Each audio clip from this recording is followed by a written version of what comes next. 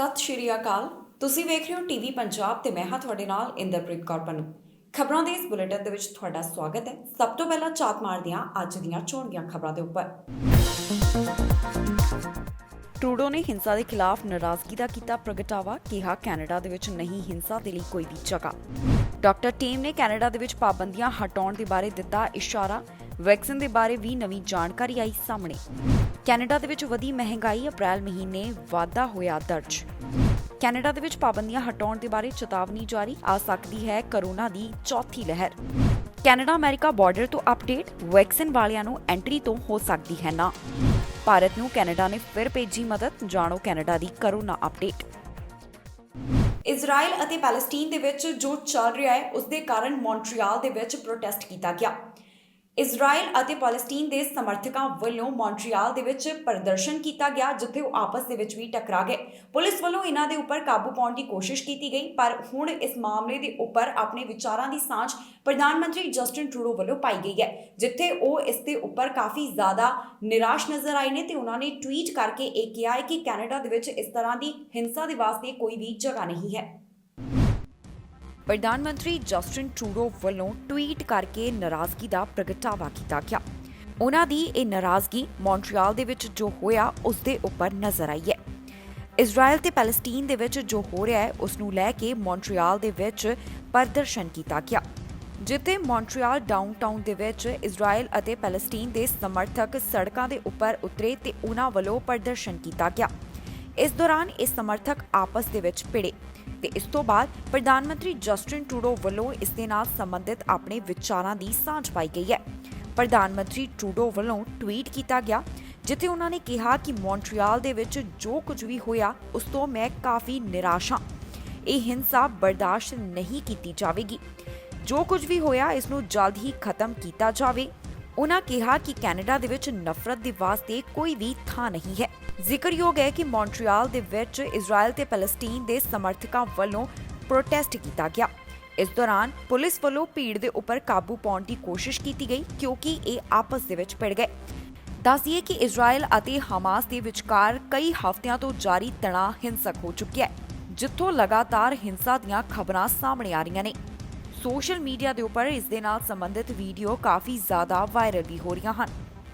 ਇਸੇ ਦੇ ਚੱਲਦਿਆਂ ਮੌਂਟਰੀਆਲ ਡਾਊਨਟਾਊਨ ਦੇ ਵਿੱਚ ਵੀ ਪ੍ਰੋਟੈਸਟ ਕੀਤਾ ਗਿਆ ਸੀ, ਪਰ ਜਿਸ ਤਰ੍ਹਾਂ ਦਾ ਪ੍ਰਦਰਸ਼ਨ ਇੱਥੋਂ ਸਾਹਮਣੇ ਆਇਆ ਉਸ ਦੇ ਉੱਪਰ ਪ੍ਰਧਾਨ ਮੰਤਰੀ ਜਸਟਿਨ ਟਰੂਡੋ ਖਾਸੇ ਨਾਰਾਜ਼ ਨਜ਼ਰ ਆਏ। ਉਹਨਾਂ ਵੱਲੋਂ ਆਪਣੀ ਨਾਰਾਜ਼ਗੀ ਦਾ ਪ੍ਰਗਟਾਵਾ ਸੋਸ਼ਲ ਮੀਡੀਆ ਦੇ ਉੱਪਰ ਕੀਤਾ ਗਿਆ ਹੈ। ਕੈਨੇਡਾ ਦੇ ਵਿੱਚ ਕਰੋਨਾ ਪਾਬੰਦੀਆਂ ਕਦੋਂ ਹਟਾਈਆਂ ਜਾਣਗੀਆਂ, ਇਸ ਦੇ ਵੱਲ ਡਾਕਟਰ ਥੇਰੇਸਾ ਟੇਮ ਵੱਲੋਂ ਇਸ਼ਾਰਾ ਦਿੱਤਾ ਗਿਆ ਹੈ। ਨਾਲ ਹੀ ਉਹਨਾਂ ਨੇ ਵੈਕਸੀਨੇਸ਼ਨ ਦੇ ਨਾਲ ਜੁੜੀ ਹੋਈ ਵੀ ਇੱਕ ਨਵੀਂ ਅਪਡੇਟ ਸਾਂਝੀ ਕੀਤੀ।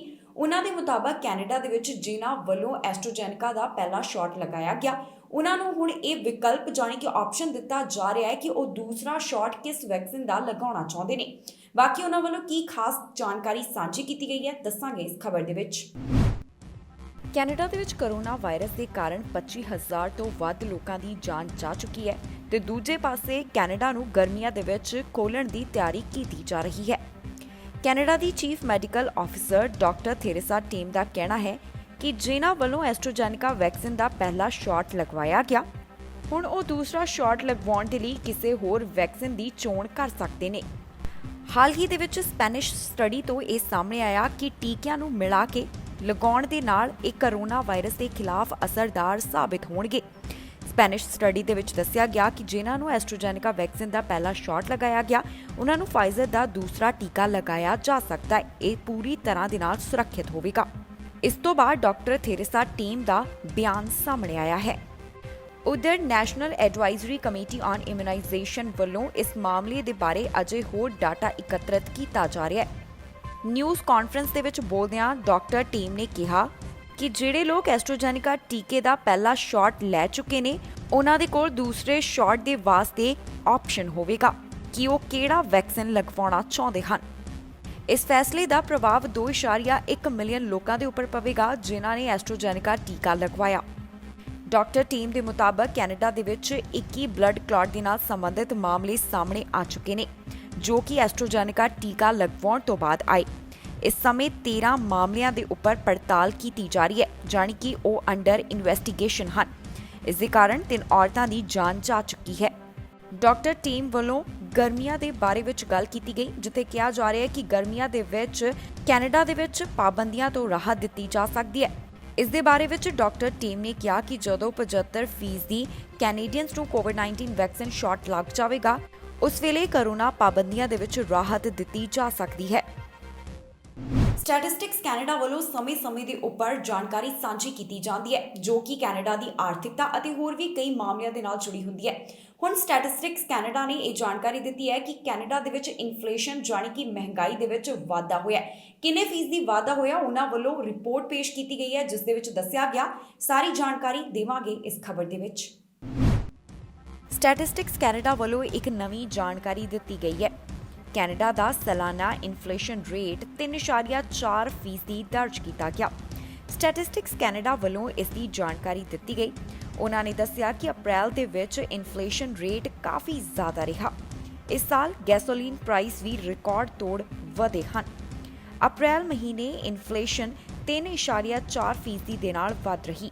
ਮਈ 2011 ਦੇ ਵਿੱਚ ਵੀ ਮਹਿੰਗਾਈ ਕਾਫੀ ਜ਼ਿਆਦਾ ਵਧੀ ਸੀ, ਜਦੋਂ ਕੰਜ਼ਿਊਮਰ ਪ੍ਰਾਈਸ ਇੰਡੈਕਸ 3.7% ਦੇ ਨਾਲ ਵਧਿਆ ਸੀ। ਜਾਣਕਾਰੀ ਦੇ ਮੁਤਾਬਕ ਅਪ੍ਰੈਲ ਮਹੀਨੇ ਗੈਸੋਲੀਨ ਪ੍ਰਾਈਸ 62.5% ਦੇ ਨਾਲ ਵਧ ਹੋਏ ਹਨ। ਸਟੈਟਿਸਟਿਕਸ ਕੈਨੇਡਾ ਦੇ ਮੁਤਾਬਕ ਇਹ ਵਾਧਾ ਕਾਫੀ ਜ਼ਿਆਦਾ ਹੈ। ਦੱਸੀਏ ਕਿ ਪਿਛਲੇ ਹਫ਼ਤੇ ਬੈਂਕ ਆਫ ਕੈਨੇਡਾ ਦੇ ਗਵਰਨਰ ਟਿਫ ਵੱਲੋਂ ਵੀ ਮਹਿੰਗਾਈ ਦੇ ਬਾਰੇ ਵਿੱਚ ਜਾਣਕਾਰੀ ਦਿੱਤੀ ਗਈ ਸੀ, ਜਿੱਥੇ ਉਹਨਾਂ ਵੱਲੋਂ ਚੇਤਾਵਨੀ ਜਾਰੀ ਕੀਤੀ ਗਈ ਸੀ।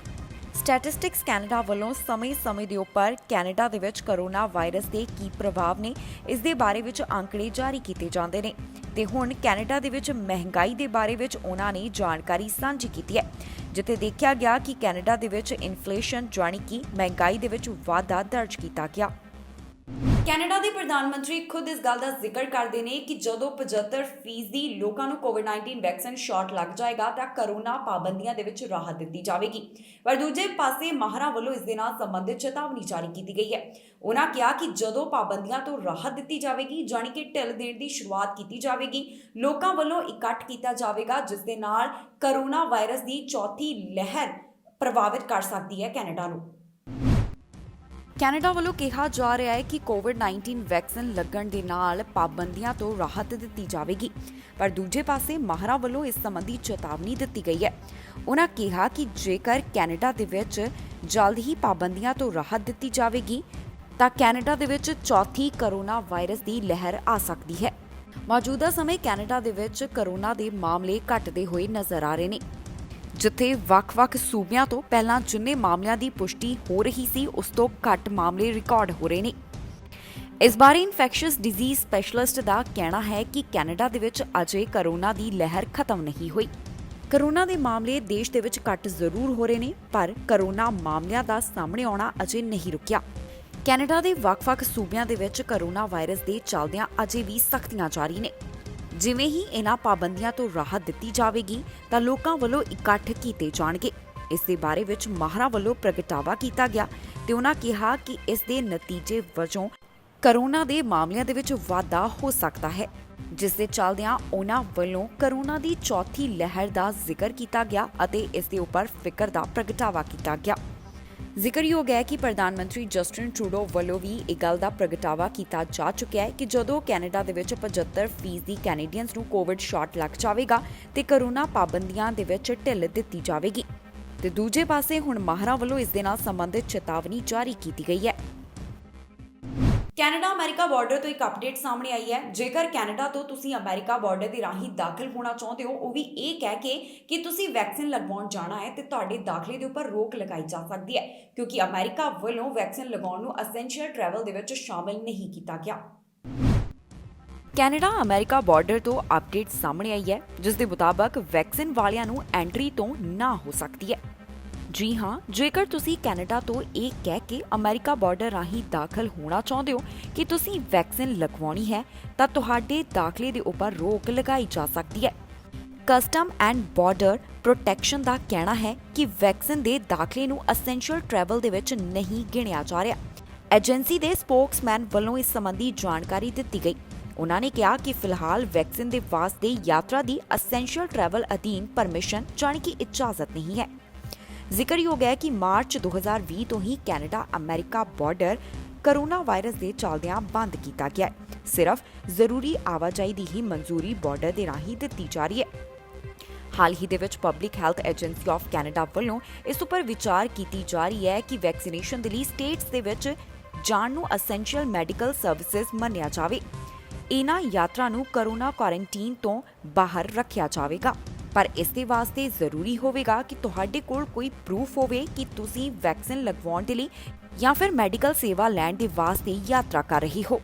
ਅਜੇ ਇਹ ਜਾਣਕਾਰੀ ਸਪਸ਼ਟ ਨਹੀਂ ਹੋਈ ਕਿ ਵੈਕਸੀਨ ਲਗਵਾਉਣ ਦੇ ਵਾਸਤੇ ਬਾਰਡਰ ਰਾਹੀਂ ਕਦੋਂ ਦਾਖਲਾ ਦਿੱਤਾ ਜਾਵੇਗਾ, ਜਾਣੀ ਕਿ ਦਾਖਲ ਹੋਣ ਦੀ ਮਨਜ਼ੂਰੀ ਦਿੱਤੀ ਜਾਵੇਗੀ।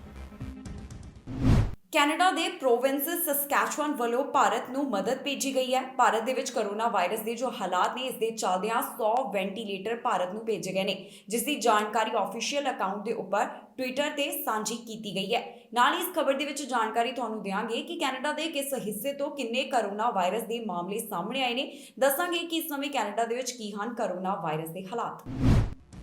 ਸਸਕੈਚੁਆਨ ਵੱਲੋਂ ਭਾਰਤ ਦੇ ਵਿੱਚ ਕੋਰੋਨਾ ਵਾਇਰਸ ਦੇ ਚੱਲਦਿਆਂ ਮਦਦ ਭੇਜੀ ਗਈ ਹੈ। ਇਸ ਦੀ ਜਾਣਕਾਰੀ ਇੰਡੀਆ ਇਨ ਟੋਰਾਂਟੋ ਵੱਲੋਂ ਆਪਣੇ ਟਵਿੱਟਰ ਅਕਾਊਂਟ ਦੇ ਉੱਪਰ ਸਾਂਝੀ ਕੀਤੀ ਗਈ, ਜਿੱਥੇ ਉਹਨਾਂ ਨੇ ਸਸਕੈਚੁਆਨ ਸਰਕਾਰ ਅਤੇ ਪ੍ਰੀਮੀਅਰ ਸਕਾਟ ਮੋਈ ਦਾ ਧੰਨਵਾਦ ਕੀਤਾ ਹੈ।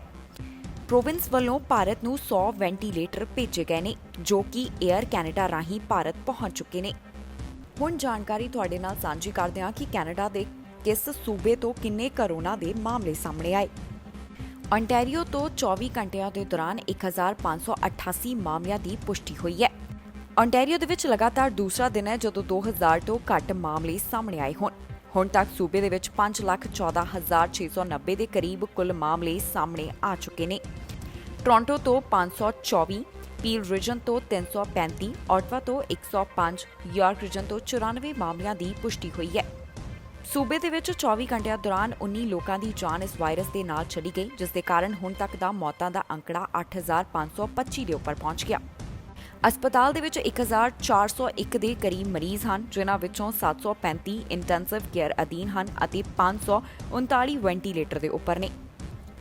ਕਿਊਬੈਕ ਤੋਂ 584 ਕੋਰੋਨਾ ਵਾਇਰਸ ਦੇ ਮਾਮਲੇ ਸਾਹਮਣੇ ਆਏ ਅਤੇ 8 ਮੌਤਾਂ ਇਸ ਵਾਇਰਸ ਦੇ ਕਾਰਨ ਹੋਈਆਂ ਨੇ।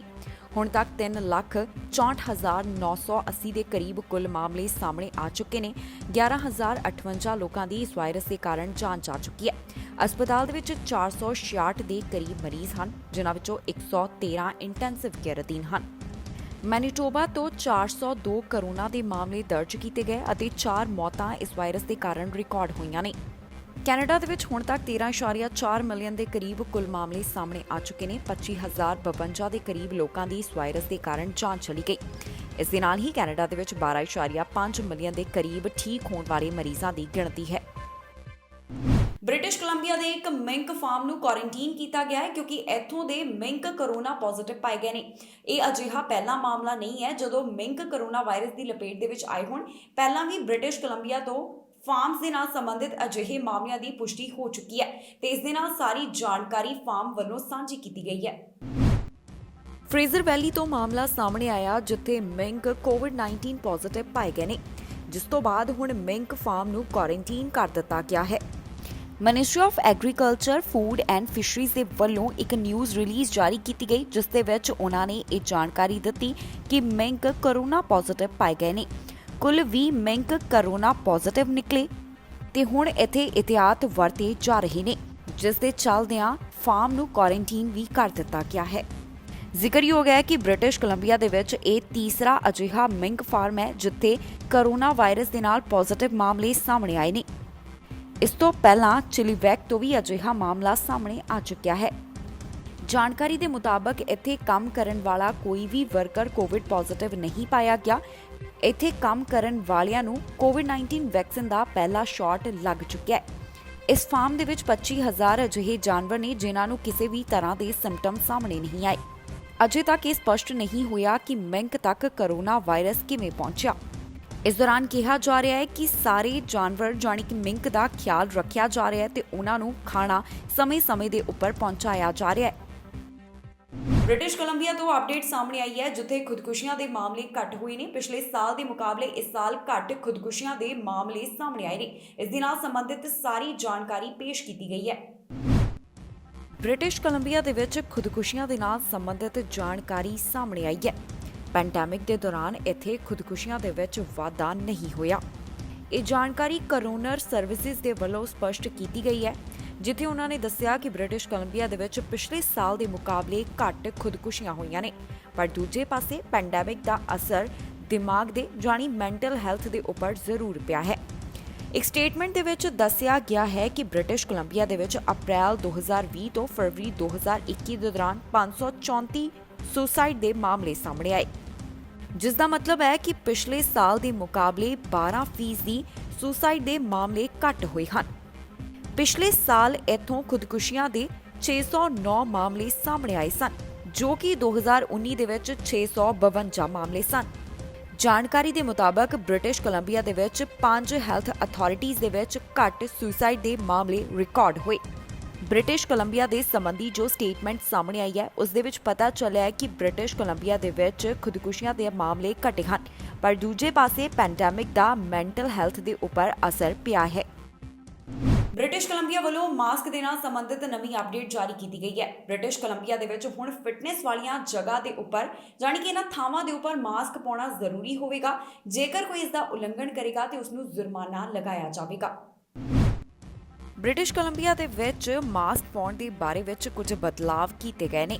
ਬ੍ਰਿਟਿਸ਼ ਕੋਲੰਬੀਆ ਦੇ ਵਿੱਚ ਮਾਸਕ ਪਾਉਣ ਦੇ ਨਾਲ ਜੇਕਰ ਕਿਸੇ ਵੱਲੋਂ ਨਿਯਮ ਦਾ ਉਲੰਘਣ ਕੀਤਾ ਜਾਵੇਗਾ ਤੇ ਉਸ ਨੂੰ ਭਾਰੀ ਜੁਰਮਾਨਾ ਲਗਾਇਆ ਜਾਵੇਗਾ। ਇਸ ਦੇ ਚੱਲਦਿਆਂ ਉਸ ਨੂੰ $230 ਦਾ ਜੁਰਮਾਨਾ ਲੱਗ ਸਕਦਾ ਹੈ।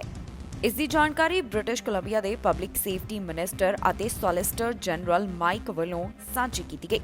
ਉਹਨਾਂ ਨੇ ਕਿਹਾ ਕਿ ਮਾਸਕ ਦੇ ਇਸਤੇਮਾਲ ਸੰਬੰਧੀ ਕੁਝ ਨਿਯਮਾਂ ਦੇ ਵਿੱਚ ਬਦਲਾਵ ਕੀਤੇ ਜਾ ਰਹੇ ਨੇ। ਉਹਨਾਂ ਨੇ ਦੱਸਿਆ ਕਿ ਫਿਟਨੈਸ ਦੀਆਂ ਥਾਵਾਂ ਦੇ ਉੱਪਰ ਮਾਸਕ ਪਾ ਕੇ ਰੱਖਣਾ ਜ਼ਰੂਰੀ ਹੋਵੇਗਾ। ਇਹਨਾਂ ਥਾਵਾਂ ਦੇ ਉੱਪਰ ਹੁਣ ਹਰ ਵੇਲੇ ਮਾਸਕ ਪਾਉਣਾ ਹੋਵੇਗਾ। ਵਾਕਆਊਟ ਦੇ ਸਮੇਂ ਵੀ ਮਾਸਕ ਪਹਿਨਿਆ ਹੋਣਾ ਜ਼ਰੂਰੀ ਹੈ। ਮੈਡੀਕਲ ਜਾਂ ਫਿਰ ਨਾਨ ਮੈਡੀਕਲ ਮਾਸਕ ਦੋਨਾਂ ਦੀ ਹੀ ਵਰਤੋਂ ਕੀਤੀ ਜਾ ਸਕਦੀ ਹੈ। ਬ੍ਰਿਟਿਸ਼ ਕੋਲੰਬੀਆ ਵੱਲੋਂ ਅਜੇ ਮਾਸਕ ਦੇ ਬਾਰੇ ਵਿੱਚ ਜਾਣਕਾਰੀ ਦਿੱਤੀ ਗਈ ਹੈ। ਉਹਨਾਂ ਇਹ ਸਪਸ਼ਟ ਨਹੀਂ ਕੀਤਾ ਕਿ ਫੇਸ ਸ਼ੀਲਡ ਪਾਉਣੀ ਜ਼ਰੂਰੀ ਹੈ ਜਾਂ ਫਿਰ ਨਹੀਂ। ਨਾਲ ਹੀ ਉਹਨਾਂ ਵੱਲੋਂ ਇਹ ਵੀ ਦੱਸਿਆ ਗਿਆ ਕਿ ਜੇਕਰ ਕੋਈ ਅਜਿਹਾ ਉਲੰਘਣ ਕਰੇਗਾ, ਜਾਣੀ ਕਿ ਜੇਕਰ ਕੋਈ ਮਾਸਕ ਨਹੀਂ ਪਹਿਨੇਗਾ ਤੇ ਉਸ ਨੂੰ $230 ਦਾ ਜੁਰਮਾਨਾ ਲੱਗ ਸਕਦਾ ਹੈ। ਪਰ ਜੇਕਰ ਕਿਸੇ ਵਿਅਕਤੀ ਨੂੰ ਕੋਈ ਮਾਸਕ ਪਾਉਣ ਦੇ ਵਿੱਚ ਸਮੱਸਿਆ ਆ ਰਹੀ ਹੈ, ਜਾਣੀ ਕਿ ਜੇਕਰ ਉਸ ਨੂੰ ਕੋਈ ਮੈਡੀਕਲ ਦੇ ਨਾਲ ਸੰਬੰਧਿਤ ਪਰੇਸ਼ਾਨੀ ਹੈ, ਤਾਂ ਉਸ ਨੂੰ ਮਾਸਕ ਪਾਉਣਾ ਜ਼ਰੂਰੀ ਨਹੀਂ ਹੋਵੇਗਾ, ਜਾਣੀ ਕਿ ਉਸ ਨੂੰ ਮਾਸਕ ਨਾ ਪਾਉਣ ਦੀ ਇਜਾਜ਼ਤ ਦਿੱਤੀ ਜਾ ਸਕਦੀ ਹੈ। ਫਾਈਜ਼ਰ ਵੈਕਸੀਨ ਦੇ ਨਾਲ ਜੁੜੀ ਹੋਈ ਨਵੀਂ ਅਪਡੇਟ ਸਾਹਮਣੇ ਆਈ ਹੈ, ਜਿੱਥੇ ਕਿਹਾ ਗਿਆ ਹੈ ਕਿ ਇਸ ਟੀਕੇ ਨੂੰ ਫ੍ਰਿਜ ਦੇ ਵਿੱਚ ਰੱਖਿਆ ਜਾ ਸਕਦਾ ਹੈ। ਫ੍ਰਿਜ ਦੇ ਵਿੱਚ ਰੱਖਣ ਦੇ ਨਾਲ ਇਹ ਟੀਕਾ 1 ਮਹੀਨੇ ਤੱਕ ਸਹੀ ਰਹੇਗਾ। ਇਹ ਜਾਣਕਾਰੀ ਹੁਣ ਤਾਜ਼ੀ ਇਸ ਵੈਕਸੀਨ ਦੇ ਨਾਲ ਸੰਬੰਧਿਤ ਸਾਹਮਣੇ ਆਈ ਹੈ। ਯੂਰਪ ਰੈਗੂਲੇਟਰਸ ਦੇ ਵੱਲੋਂ ਕੋਵਿਡ-19 ਵੈਕਸੀਨ ਫਾਈਜ਼ਰ ਦੇ ਬਾਰੇ ਵਿੱਚ ਨਵੀਂ ਜਾਣਕਾਰੀ ਸਾਂਝੀ ਕੀਤੀ ਗਈ ਹੈ। ਉਹਨਾਂ ਦਾ ਕਹਿਣਾ ਹੈ ਕਿ ਫਾਈਜ਼ਰ ਕੋਵਿਡ-19 ਵੈਕਸੀਨ ਨੂੰ ਫ੍ਰਿਜ ਦੇ ਵਿੱਚ ਮਹੀਨੇ ਦੇ ਵਾਸਤੇ ਸਟੋਰ ਕੀਤਾ ਜਾ ਸਕਦਾ ਹੈ। ਯੂਰਪ ਡਰੱਗ ਰੈਗੂਲੇਟਰਸ ਦੇ ਮੁਤਾਬਕ ਆਮ ਫ੍ਰਿਜ ਦੇ ਵਿੱਚ 31 ਦਿਨਾਂ ਦੇ ਵਾਸਤੇ ਫਾਈਜ਼ਰ ਦਾ ਟੀਕਾ ਰੱਖਿਆ ਜਾ ਸਕਦਾ ਹੈ। ਇਹ ਉਹਨਾਂ ਵਾਇਲਸ ਦੇ ਉੱਪਰ ਲਾਗੂ ਹੋਵੇਗਾ ਜਿਨ੍ਹਾਂ ਨੂੰ ਅਜੇ ਖੋਲ੍ਹਿਆ ਨਹੀਂ ਗਿਆ। ਇਸ ਟੀਕੇ ਦੇ ਉੱਪਰ ਜੋ ਹੋਰ ਸਟੱਡੀ ਕੀਤੀ ਗਈ, ਉਸ ਤੋਂ ਬਾਅਦ ਹਿਊਮਨ ਮੈਡੀਸਿਨ ਕਮੇਟੀ ਵੱਲੋਂ ਇਹ ਗੱਲ ਦੱਸੀ ਗਈ ਹੈ। ਫਰਵਰੀ ਮਹੀਨੇ ਯੂਐਸ ਅਥਾਰਟੀਜ਼ ਵੱਲੋਂ ਕਿਹਾ ਗਿਆ ਸੀ ਕਿ ਫਾਈਜ਼ਰ ਬਾਇਓਟੈਕ ਵੈਕਸੀਨ ਨੂੰ 15 ਤੋਂ 25 ਡਿਗਰੀ ਸੈਲਸੀਅਸ ਦੇ ਤਾਪਮਾਨ ਦੇ ਉੱਪਰ ਰੱਖਿਆ ਜਾ ਸਕਦਾ ਹੈ, ਜੋ ਕਿ 2 ਹਫ਼ਤਿਆਂ ਤੱਕ ਰੱਖੇ ਜਾ ਸਕਦੇ ਨੇ। ਯੂਰਪ ਵੱਲੋਂ ਸਟੋਰੇਜ ਦੇ ਬਾਰੇ ਵਿੱਚ ਤਬਦੀਲੀਆਂ ਉਦੋਂ ਕੀਤੀਆਂ ਗਈਆਂ ਜਦੋਂ ਯੂਐਸ ਅਤੇ ਜਰਮਨ ਡਰੱਗ ਮੇਕਰਸ ਦੇ ਵੱਲੋਂ 12 ਤੋਂ 15 ਸਾਲ ਦੇ ਬੱਚਿਆਂ ਦੇ ਵਾਸਤੇ ਇਹ ਵੈਕਸੀਨ ਅਪਰੂਵ ਕਰਨ ਦੇ ਉੱਪਰ ਵਿਚਾਰ ਕੀਤਾ ਜਾ ਰਿਹਾ ਹੈ। ਯੂਰਪੀਅਨ ਕਮਿਸ਼ਨ ਪ੍ਰੈਜ਼ੀਡੈਂਟ ਵੱਲੋਂ ਇਸ ਟੀਕੇ ਦੀ ਡਿਲੀਵਰੀ ਦੇ ਬਾਰੇ ਵਿੱਚ ਵੀ ਜਾਣਕਾਰੀ ਦਿੱਤੀ ਗਈ, ਜਿੱਥੇ ਉਹਨਾਂ ਨੇ ਦੱਸਿਆ ਕਿ ਵੈਕਸੀਨ ਦੀਆਂ 200 ਮਿਲੀਅਨ ਡੋਜ਼ਸ ਡਿਲੀਵਰ ਕੀਤੀਆਂ ਜਾ ਚੁੱਕੀਆਂ ਨੇ। ਉਹਨਾਂ ਵੱਲੋਂ ਆਪਣਾ ਟੀਚਾ ਪੂਰਾ ਕਰਨ ਦੀ ਕੋਸ਼ਿਸ਼ ਕੀਤੀ ਜਾ ਰਹੀ ਹੈ, ਜੋ ਕਿ ਗਰਮੀਆਂ ਦੇ ਵਿੱਚ 70% ਅਡਲਟਸ ਦੇ ਤੱਕ ਇਹ ਵੈਕਸੀਨ ਪਹੁੰਚਾਉਣ ਦਾ ਹੈ। ਇਸ ਦੇ ਬਾਰੇ ਵਿੱਚ ਟਵੀਟ ਕਰਕੇ ਉਹਨਾਂ ਵੱਲੋਂ ਜਾਣਕਾਰੀ ਸਾਂਝੀ ਕੀਤੀ ਗਈ। ਬ੍ਰਿਟਿਸ਼ ਕੋਲੰਬੀਆ ਵੱਲੋਂ ਆਪਣੇ ਨਵੇਂ ਟੈਕ ਡਰਾਅ ਦਾ ਐਲਾਨ ਕੀਤਾ ਗਿਆ, ਜਿਸ ਦੇ ਤਹਿਤ ਕਈ ਉਮੀਦਵਾਰਾਂ ਨੂੰ ਸੱਦੇ ਜਾਰੀ ਕੀਤੇ ਗਏ। ਇਸ ਡਰਾਅ ਦੇ ਵਿੱਚ 82 ਉਮੀਦਵਾਰਾਂ ਨੂੰ ਸੱਦੇ ਦਿੱਤੇ ਗਏ ਨੇ। ਬ੍ਰਿਟਿਸ਼ ਕੋਲੰਬੀਆ ਵੱਲੋਂ ਇਸ ਸਾਲ ਦੇ ਵਿੱਚ ਜੋ ਵੱਖ-ਵੱਖ ਡਰਾਅ ਕੱਢੇ ਗਏ, ਉਸ ਦੇ ਅਧੀਨ 4000 ਤੋਂ ਵੱਧ ਇਨਵੀਟੇਸ਼ਨ ਜਾਰੀ ਕੀਤੇ ਜਾ ਚੁੱਕੇ ਹਨ। ਬ੍ਰਿਟਿਸ਼ ਕੋਲੰਬੀਆ ਵੱਲੋਂ ਆਪਣੇ ਨਵੇਂ ਟੈਕ ਪਾਇਲਟ ਡਰਾਅ ਦਾ ਐਲਾਨ ਕੀਤਾ ਗਿਆ, ਜਿਸ ਦੇ ਤਹਿਤ 82 ਇਨਵੀਟੇਸ਼ਨ ਜਾਰੀ ਕੀਤੇ ਗਏ। ਬ੍ਰਿਟਿਸ਼ ਕੋਲੰਬੀਆ ਵੱਲੋਂ ਇਸ ਡਰਾਅ ਦਾ ਐਲਾਨ ਮਈ 18 ਨੂੰ ਕੀਤਾ ਗਿਆ, ਜਿੱਥੇ British Columbia provincial nominee programme ਦੇ ਅਧੀਨ 82 ਇਨਵੀਟੇਸ਼ਨ ਦਿੱਤੇ ਗਏ। ਇਸ ਸੱਦੇ ਐਕਸਪ੍ਰੈਸ ਐਂਟਰੀ ਬ੍ਰਿਟਿਸ਼ ਕੋਲੰਬੀਆ ਅਤੇ ਸਕਿੱਲਜ਼ ਇਮੀਗ੍ਰੇਸ਼ਨ ਕੈਟਾਗਰੀਜ਼ ਦੇ ਅਧੀਨ ਜਾਰੀ ਕੀਤੇ ਗਏ। ਸਕਿਲਡ ਵਰਕਰ ਅਤੇ ਇੰਟਰਨੈਸ਼ਨਲ ਗ੍ਰੈਜੂਏਟ ਸਬ ਕੈਟਾਗਰੀਜ਼ ਵਾਲੇ ਉਮੀਦਵਾਰਾਂ ਨੂੰ ਇਸ ਦੇ ਵਿੱਚ ਘੱਟੋ-ਘੱਟ 80 ਪ੍ਰੋਵਿੰਸ਼ੀਅਲ ਸਕੋਰਸ ਦੀ ਜ਼ਰੂਰਤ ਸੀ। ਹੁਣ ਇਹਨਾਂ ਉਮੀਦਵਾਰਾਂ ਦੇ ਕੋਲ 30 ਦਿਨ ਦਾ ਸਮਾਂ ਹੋਵੇਗਾ ਕਿ ਉਹ ਪ੍ਰੋਵਿੰਸ਼ੀਅਲ ਨੋਮੀਨੇਸ਼ਨ ਦੇ ਵਾਸਤੇ ਅਪਲਾਈ ਕਰ ਲੈਣ। ਜ਼ਿਕਰਯੋਗ ਹੈ ਕਿ ਬ੍ਰਿਟਿਸ਼ ਕੋਲੰਬੀਆ ਵੱਲੋਂ ਹੁਣ ਤੱਕ 4438 ਉਮੀਦਵਾਰਾਂ ਨੂੰ ਇਨਵੀਟੇਸ਼ਨ ਦਿੱਤੇ ਜਾ ਚੁੱਕੇ ਨੇ, ਜੋ ਕਿ ਬ੍ਰਿਟਿਸ਼ ਕੋਲੰਬੀਆ PNP ਸਟਰੀਮਜ਼ ਦੇ ਅਧੀਨ ਦਿੱਤੇ ਗਏ ਨੇ। ਜਾਣਕਾਰੀ ਦੇ ਮੁਤਾਬਕ ਇਸ ਪਾਇਲਟ ਪ੍ਰੋਜੈਕਟ ਦੀ ਸ਼ੁਰੂਆਤ ਮਈ 2017 ਦੇ ਵਿੱਚ ਕੀਤੀ ਗਈ ਸੀ। ਇਸ ਦੀ ਸ਼ੁਰੂਆਤ ਟੈਕ ਖੇਤਰ ਦੇ ਵਿੱਚ ਵਾਧੇ ਦੇ ਵਾਸਤੇ ਕੀਤੀ ਗਈ ਸੀ। ਬ੍ਰਿਟਿਸ਼ ਕੋਲੰਬੀਆ ਪਾਇਲਟ ਨੂੰ ਕਈ ਵਾਰ ਵਧਾਇਆ ਗਿਆ ਅਤੇ ਹੁਣ ਅਗਲੇ ਮਹੀਨੇ ਤੱਕ ਇਸ ਨੂੰ ਖੋਲ੍ਹਿਆ ਗਿਆ ਹੈ। ਓਨਟਾਰੀਓ ਤੋਂ ਮਾਮਲਾ ਸਾਹਮਣੇ ਆਇਆ, ਜਿੱਥੇ ਓਪੀਓਇਡ ਓਵਰਡੋਜ਼ ਦੇ ਨਾਲ ਵੱਧ ਮੌਤਾਂ ਦਰਜ ਕੀਤੀਆਂ ਗਈਆਂ ਨੇ। ਸਾਲ 2019 ਦੇ ਮੁਕਾਬਲੇ ਇਹਨਾਂ ਮੌਤਾਂ ਦੇ ਵਿੱਚ ਵਾਧਾ ਹੋਇਆ। ਰਿਪੋਰਟ ਦੇ ਮੁਤਾਬਕ 75% ਦੀ ਮੌਤਾਂ ਇਸ ਓਵਰਡੋਜ਼ ਦੇ ਨਾਲ ਵੱਧ ਹੋਈਆਂ ਨੇ। ਪੈਂਡੈਮਿਕ ਦੇ ਦੌਰਾਨ ਓਨਟਾਰੀਓ ਦੇ ਵਿੱਚ ਓਪੀਓਇਡ ਕ੍ਰਾਈਸਿਸ ਦੇ ਵਿੱਚ ਵਾਧਾ ਹੋਇਆ। ਜਿਨ੍ਹਾਂ ਲੋਕਾਂ ਦੇ ਕੋਲ ਘਰ ਜਾਂ ਫਿਰ ਜਿਹੜੇ ਬੇਰੁਜ਼ਗਾਰ ਨੇ, ਉਹਨਾਂ ਦੇ ਵਿੱਚ ਇਹ ਵਾਧਾ ਜ਼ਿਆਦਾ ਦੇਖਿਆ ਗਿਆ। ਇਹ ਜਾਣਕਾਰੀ ਇੱਕ ਨਵੀਂ ਰਿਪੋਰਟ ਤੋਂ ਸਾਹਮਣੇ ਆਈ ਹੈ, ਜੋ ਕਿ Ontario drug policy research network ਵੱਲੋਂ ਜਾਰੀ ਕੀਤੀ ਗਈ। ਕੋਰੋਨਾ ਵਾਇਰਸ ਤੋਂ ਬਾਅਦ ਓਪੀਓਇਡ ਕ੍ਰਾਈਸਿਸ ਦੇ ਵਿੱਚ 75% ਦਾ ਵਾਧਾ ਹੋਇਆ ਹੈ। ਰਿਪੋਰਟ ਦੇ ਕੋ-ਆਥਰ ਦਾ ਕਹਿਣਾ ਹੈ ਕਿ ਇਹ ਵਾਧਾ ਚਿੰਤਾ ਦਾ ਵਿਸ਼ਾ ਹੈ। ਰਿਪੋਰਟ ਦੇ ਮੁਤਾਬਕ ਮਾਰਚ 2020 ਤੋਂ ਲੈ ਕੇ ਦਸੰਬਰ ਦੇ ਵਿਚਕਾਰ ਓਵਰਡੋਜ਼ ਦੇ ਕਾਰਨ 2050 ਜਾਣਿਆਂ ਦੀ ਮੌਤ ਹੋਈ ਹੈ। ਇਸ ਤੋਂ ਪਹਿਲਾਂ ਸਾਲ 2019 ਦੇ ਵਿੱਚ ਇਹ ਗਿਣਤੀ 1162 ਦੀ ਸੀ, ਜਿਨ੍ਹਾਂ ਦੀ ਇਸ ਕਾਰਨ ਜਾਨ ਗਈ ਸੀ, ਜਿਸ ਦਾ ਮਤਲਬ ਹੈ ਕਿ ਇਹਨਾਂ ਮੌਤਾਂ ਦੇ ਵਿੱਚ 75% ਦਾ ਵਾਧਾ ਦਰਜ ਕੀਤਾ ਗਿਆ ਹੈ। ਜਾਣਕਾਰੀ ਦੇ ਮੁਤਾਬਕ ਫੈਂਟਾਨਿਲ ਦਾ ਸਿੱਧਾ ਅਸਰ ਓਪੀਓਇਡ ਦੇ ਨਾਲ ਜੁੜੀਆਂ ਹੋਈਆਂ ਮੌਤਾਂ ਦੇ ਨਾਲ ਹੈ। ਓਪੀਓਇਡ ਓਵਰਡੋਜ਼ ਦੇ ਨਾਲ ਮਰਨ ਵਾਲਿਆਂ ਦੇ ਵਿੱਚ ਜ਼ਿਆਦਾਤਰ 25 ਸਾਲ ਤੋਂ 44 ਸਾਲ ਦੀ ਉਮਰ ਵਰਗ ਦੇ ਨਾਲ ਸੰਬੰਧਿਤ ਲੋਕ ਹਨ। ਇਸ ਦੇ ਵਿੱਚ ਖੁਲਾਸਾ ਹੋਇਆ ਕਿ ਜਿਹੜੇ ਹੋਮਲੈਸ ਨੇ, ਜਾਣੀ ਕਿ ਜਿਹੜੇ ਬੇਘਰ ਲੋਕ ਨੇ, ਉਹਨਾਂ ਵਿੱਚੋਂ 323 ਦੀ ਮੌਤ ਓਪੀਓਇਡ ਓਵਰਡੋਜ਼ ਦੇ ਕਾਰਨ ਹੋਈ ਹੈ, ਜੋ ਕਿ 2019 ਦੇ ਵਿੱਚ 135 ਮੌਤਾਂ ਦਾ ਅੰਕੜਾ ਸੀ। ਇਸ ਦੇ ਨਾਲ ਹੀ ਜਾਂਦੇ ਇੱਕ ਵਾਰ ਫਿਰ ਤੋਂ ਝਾਤ ਮਾਰਦੇ ਹਾਂ ਅੱਜ ਦੀਆਂ ਚੋਣਵੀਆਂ ਖਬਰਾਂ ਦੇ ਉੱਪਰ। ਟਰੂਡੋ ਨੇ ਹਿੰਸਾ ਦੇ ਖਿਲਾਫ ਨਾਰਾਜ਼ਗੀ ਦਾ ਕੀਤਾ ਪ੍ਰਗਟਾਵਾ, ਕਿਹਾ ਕੈਨੇਡਾ ਦੇ ਵਿੱਚ ਨਹੀਂ ਹਿੰਸਾ ਦੇ ਲਈ ਕੋਈ ਵੀ ਜਗ੍ਹਾ। ਡਾਕਟਰ ਟੀਮ ਨੇ ਕੈਨੇਡਾ ਦੇ ਵਿੱਚ ਪਾਬੰਦੀਆਂ ਹਟਾਉਣ ਦੇ ਬਾਰੇ ਦਿੱਤਾ ਇਸ਼ਾਰਾ। ਵੈਕਸੀਨ ਦੇ ਬਾਰੇ ਵੀ ਨਵੀਂ ਜਾਣਕਾਰੀ ਆਈ ਸਾਹਮਣੇ। ਕੈਨੇਡਾ ਦੇ ਵਿੱਚ ਵਧੀ ਮਹਿੰਗਾਈ, ਅਪ੍ਰੈਲ ਮਹੀਨੇ ਵਾਧਾ ਹੋਇਆ ਦਰਜ। ਕੈਨੇਡਾ ਦੇ ਵਿੱਚ ਪਾਬੰਦੀਆਂ ਹਟਾਉਣ ਦੇ ਬਾਰੇ ਚੇਤਾਵਨੀ ਜਾਰੀ, ਆ ਸਕਦੀ ਹੈ ਕੋਰੋਨਾ ਦੀ ਚੌਥੀ ਲਹਿਰ। ਕੈਨੇਡਾ ਅਮਰੀਕਾ ਬਾਰਡਰ ਤੋਂ ਅਪਡੇਟ, ਵੈਕਸੀਨ ਵਾਲਿਆਂ ਨੂੰ ਐਂਟਰੀ ਤੋਂ ਹੋ ਸਕਦੀ ਹੈ ਨਾ। ਭਾਰਤ ਨੂੰ ਕੈਨੇਡਾ ਨੇ ਫਿਰ ਭੇਜੀ ਮਦਦ, ਜਾਣੋ ਕੈਨੇਡਾ ਦੀ ਕੋਰੋਨਾ ਅਪਡੇਟ। ਖਬਰਾਂ ਦੇ ਇਸ ਬੁਲੇਟਿਨ ਦੇ ਵਿੱਚ ਇੰਨਾ ਹੀ। ਨਵੀਆਂ ਤੇ ਤਾਜ਼ੀਆਂ ਖਬਰਾਂ ਲੈ ਕੇ ਫਿਰ ਤੋਂ ਹਾਜ਼ਰ ਹੋਵਾਂਗੇ। ਫਿਲਹਾਲ ਮੈਨੂੰ ਇੰਦਰਪ੍ਰੀਤ ਕੌਰ ਪੰਨੂ ਨੂੰ ਦਿਓ ਇਜਾਜ਼ਤ ਤੇ ਤੁਸੀਂ ਵੇਖਦੇ ਰਹੋ ਟੀਵੀ ਪੰਜਾਬ।